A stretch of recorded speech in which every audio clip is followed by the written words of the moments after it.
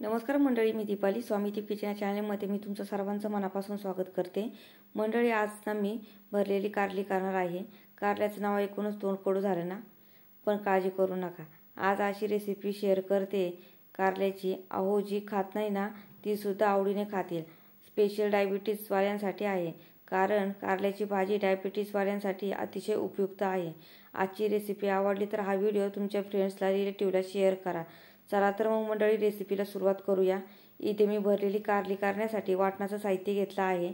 3 कांदे उभे कापून घेतलेले आहे, थोडीशी कोथिंबीर, 8 ते 9 लसूण पाकळ्या, 2 इंच अद्रक कापून घेतलेला आहे, एक तोडा खोबऱ्याचा पातळ कापून घेतलेला आहे आणि पावशेर कारली छोटी आहे, चांगली धुवून स्वच्छ करून घेतली आहे। आता कारली कापून घेते। मंडळी, पहिले तर मी भरलेलं कारलं करते, त्यामुळे कारली कशीही नाही कापायची।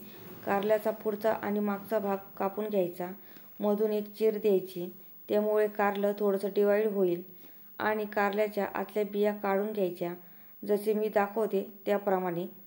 त्या पद्धतीने सगळी कारली मी कापून घेते।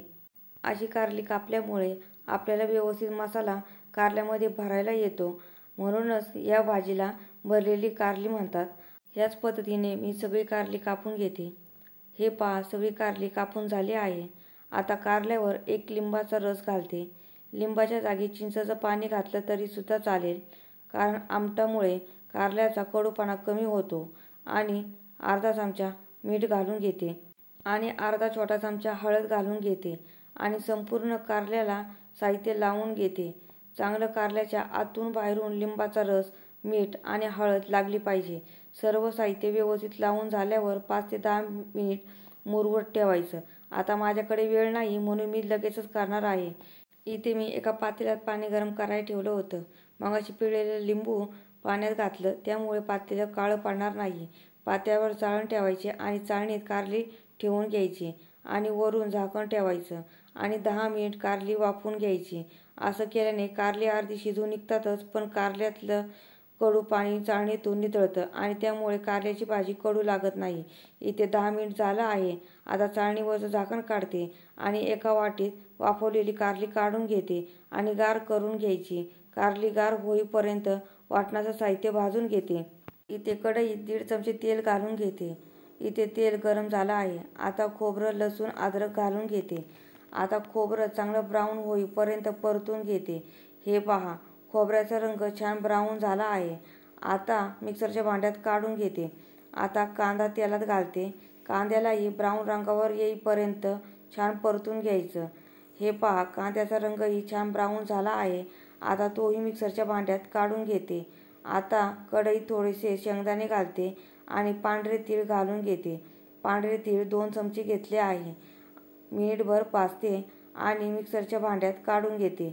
आता मिक्सरच्या भांड्यात थोडीशी कोथिंबीर घालते आणि अर्धा टोमॅटो कापून घेतलेला घालून घेते आणि गरजेनुसार पाणी घालून वाटण बारीक वाटून घेते। भसरत वाटण वाटायचं नाही। हे पहा, असं वाटण बारीक झालं पाहिजे। आता एका ताटात वाटण काढून घेते आणि वाटणात थोडे ड्राय मसाले घालते। अर्धा चमचा लाल तिखट, अर्धा चमचा गरम मसाला, अर्धा चमचा धने पावडर, थोडीशी हळद, 1 चमचा कांदा लसूण मसाला घालून घेते। आता अर्धा चमचा मीठ घालून घेते। आता सर्व मसाले वाटणात एकत्र करून घेते। हे पहा, सर्व मसाले वाटणात एकत्र करून घेतले आहे। आता कारल्यात वाटण भरून घेते। जेवढं दाबून भरता येईल तेवढं भरायचं, त्यामुळे कारली खाताना चविष्ट लागतात। ह्याच पद्धतीने सगळ्या कारल्यामध्ये मी वाटण भरून घेते। हे पहा, सर्व कारल्यात मी वाटण भरून घेतलं आहे। आता फोडणी देते। इथे मी कढई गरम करून घेतली आहे। 4 चमचे तेल घालून घेते। आपल्याला कारली फ्राय करायची म्हणून मी तेल जास्त घेतलं आहे। आता अर्धा चमचा मोहरी घालते आणि अर्धा चमचा जिरे घालून घेते। आता थोडंसं हिंग घालून घेते। आता कारली तेलात सोडते। हे पहा, सर्व कारली तेलात घातले आहे।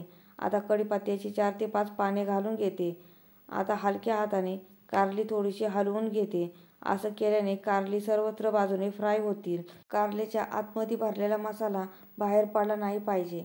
आता कढईवर झाकण ठेवते आणि 5 मिनिट वाफ काढते। गॅसची आच लो ठेवायची, म्हणजे कारली करपणार नाही।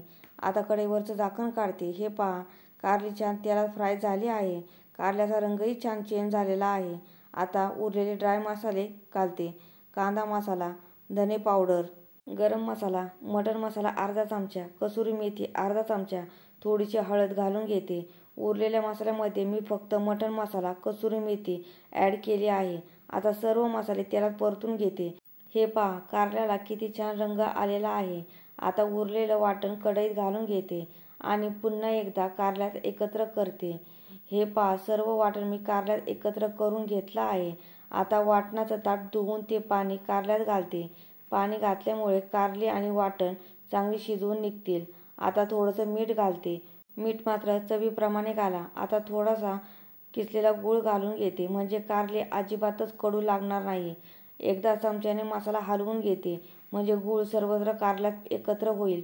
आता कढईवर झाकण ठेवते आणि कारल्याचा मसाला सुक्का होईपर्यंत पाणी आटवून घेते. मला कारली लपथपीत करायची आहे आणि भरलेलं कारलं खायला असंच छान लागतं.